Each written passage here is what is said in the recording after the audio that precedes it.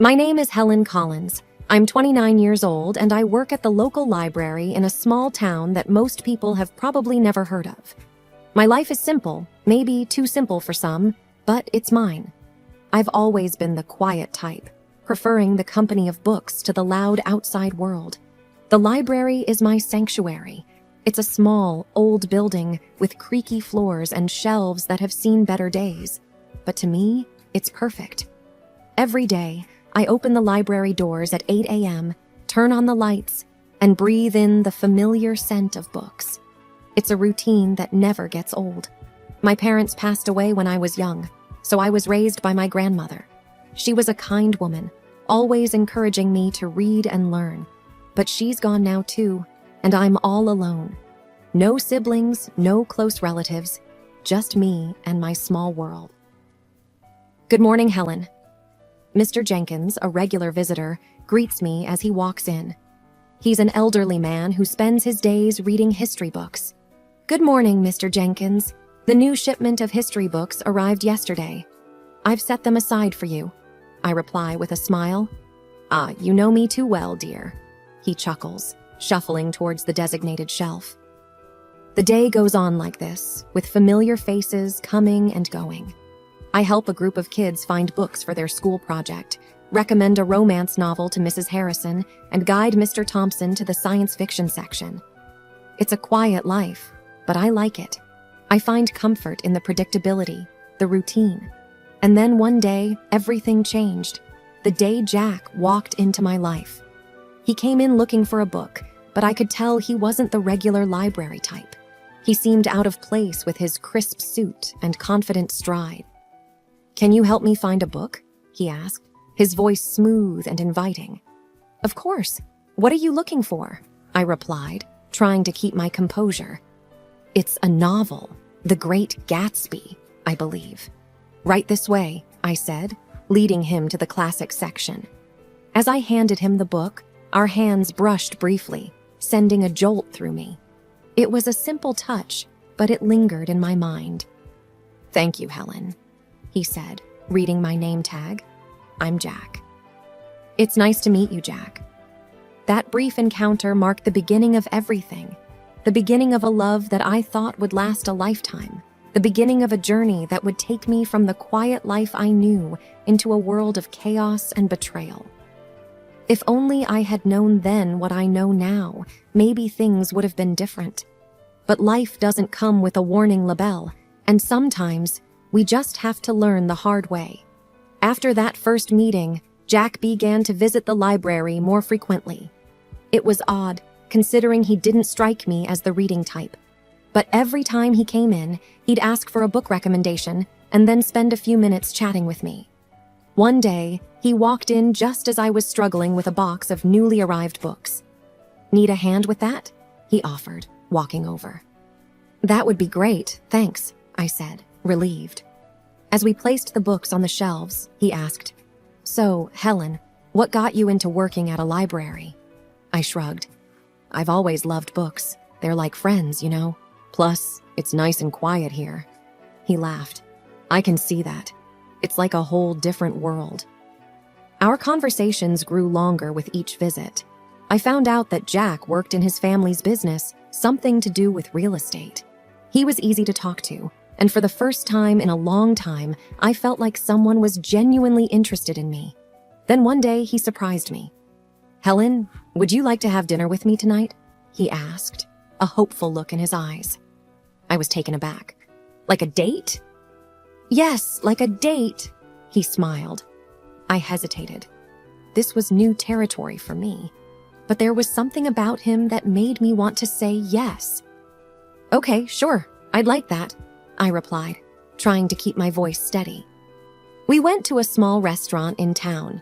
It wasn't fancy, but it was cozy.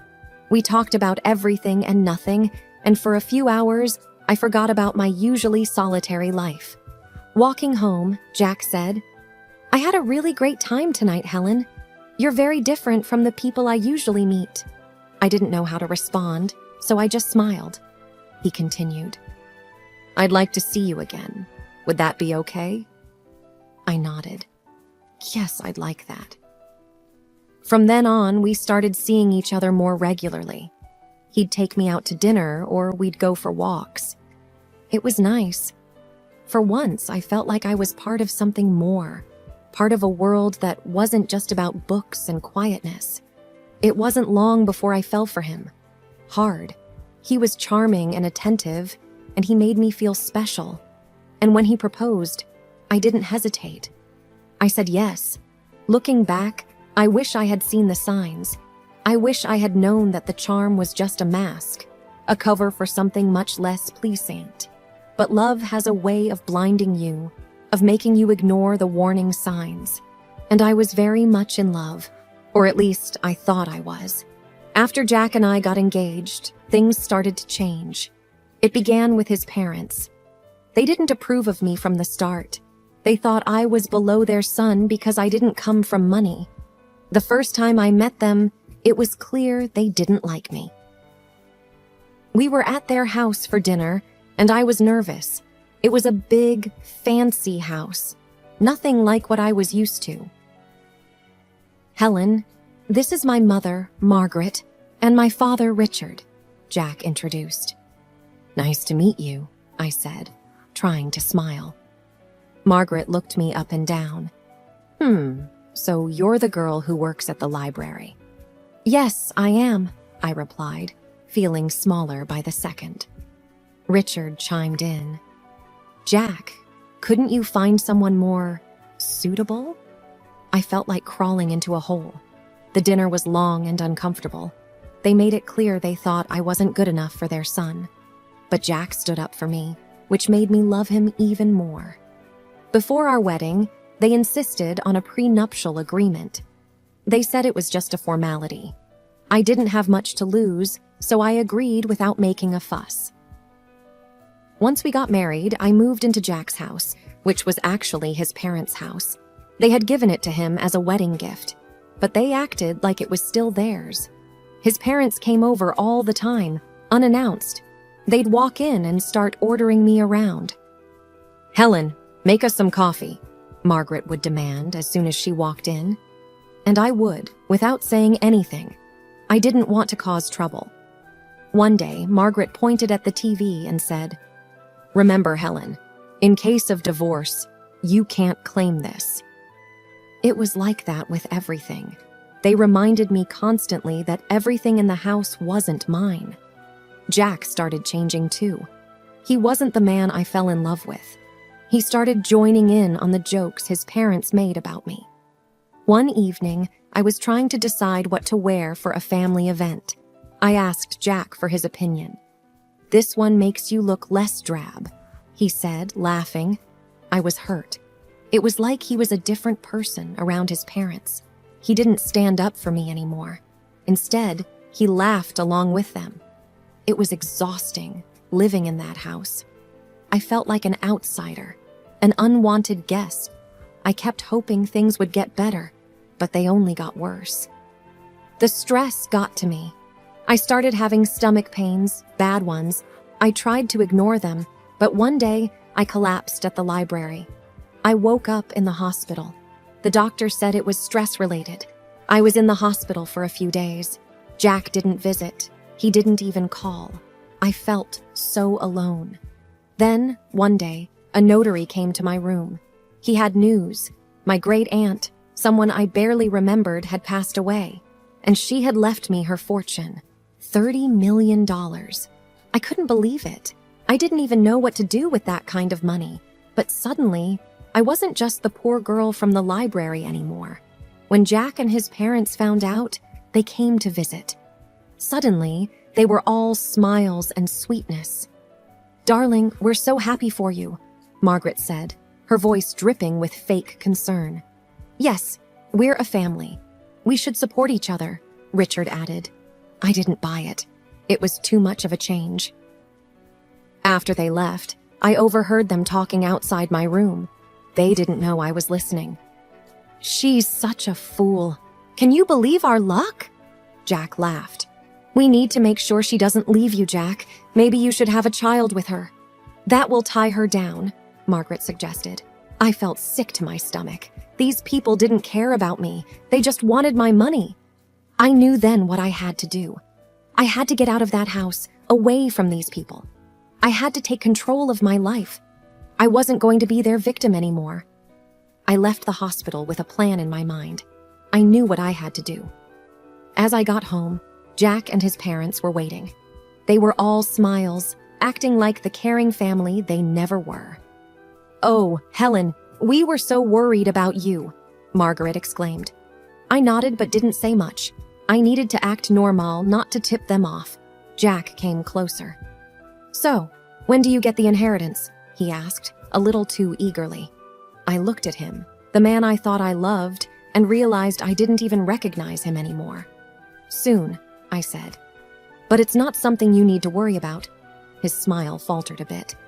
"But we're married, Helen. What's yours is mine, right?" I forced a smile. "Of course, darling." That night, I couldn't sleep. Their voices echoed in my head, their fake concern, their greed. It made me sick. I got up and started writing. I wrote down everything they had done, everything they had said. It was like a dam had broken, and years of pent-up frustration and pain poured out. The next morning, I had a meeting with a lawyer. I explained everything, showed him the prenuptial agreement. He was shocked but said the agreement would protect me. "You're doing the right thing," he assured me. When I got back, I found Jack and his parents in the living room. They looked up as I walked in. "There she is, our brave girl," Richard said with a smile that didn't reach his eyes. I sat down, clutching my purse.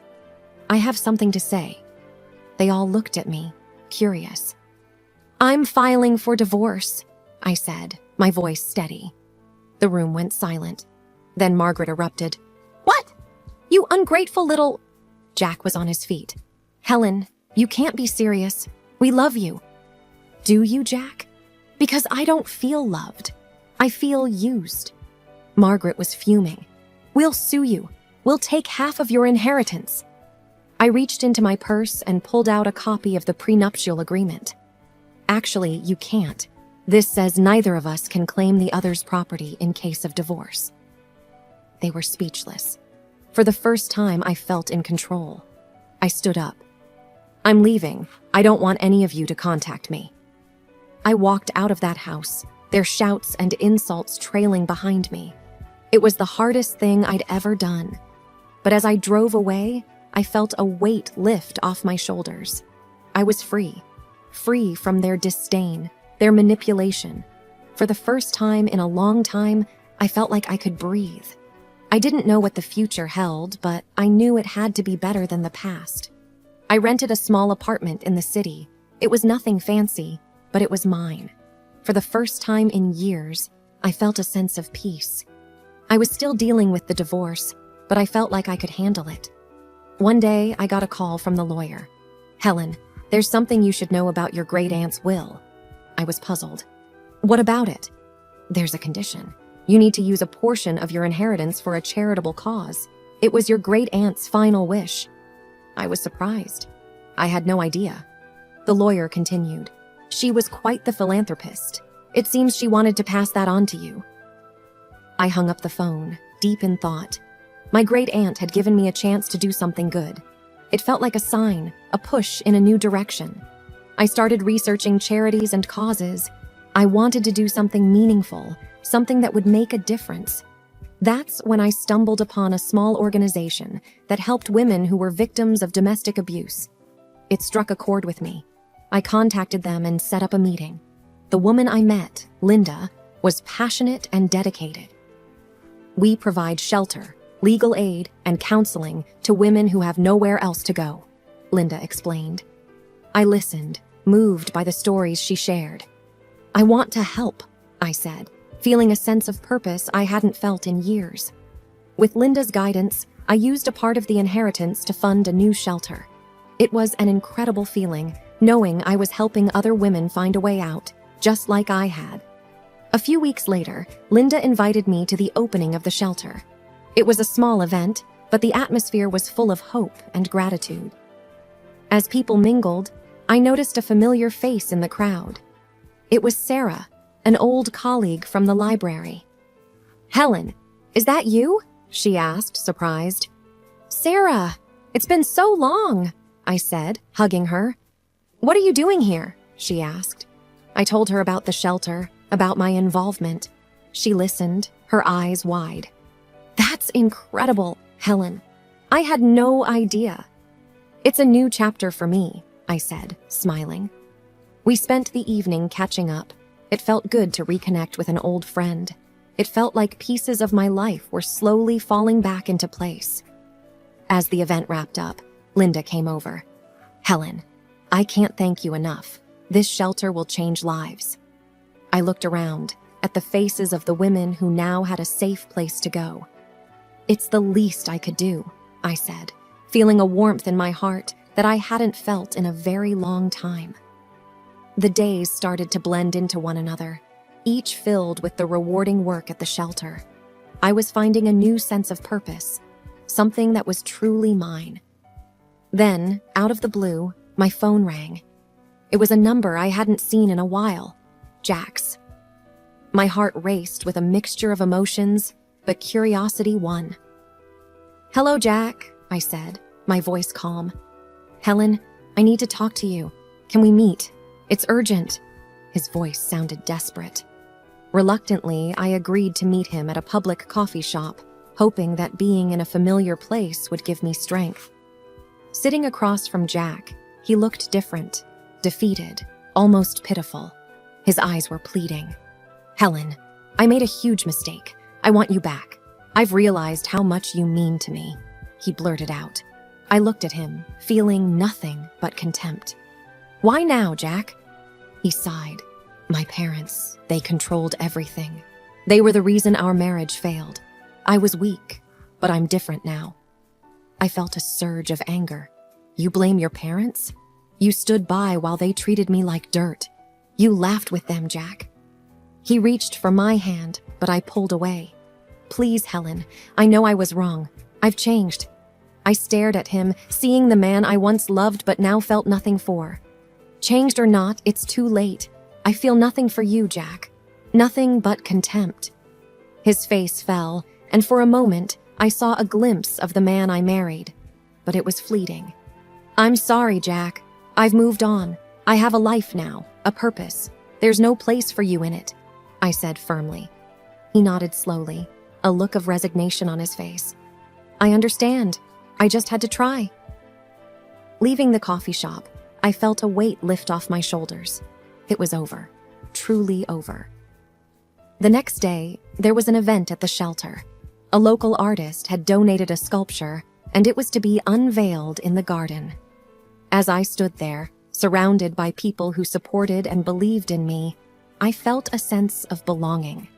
Sarah, my old colleague from the library, stood beside me. You've done something amazing here, Helen, she said, smiling. The artist pulled the cover off the sculpture, revealing a figure of a woman reaching up to the sky. It symbolized hope, strength, and new beginnings. Applause filled the air, and for a moment, everything felt right in the world. Linda, the woman who had helped me so much, came over. Helen, this is just the beginning. There's so much more we can do. I looked around at the faces filled with hope and knew she was right. This was my new beginning, and I was ready to embrace it fully. My new life was busy and fulfilling. Every day at the shelter brought new challenges and rewards. My confidence grew, and for the first time in years, I felt in control of my destiny. I even started taking self-defense classes, something I would have never imagined doing before. One day, as I was leaving the shelter, I saw a car parked outside. It was my mother-in-law, Margaret, and she stepped out as soon as she saw me. Helen, we need to talk, she said, her voice softer than I'd ever heard.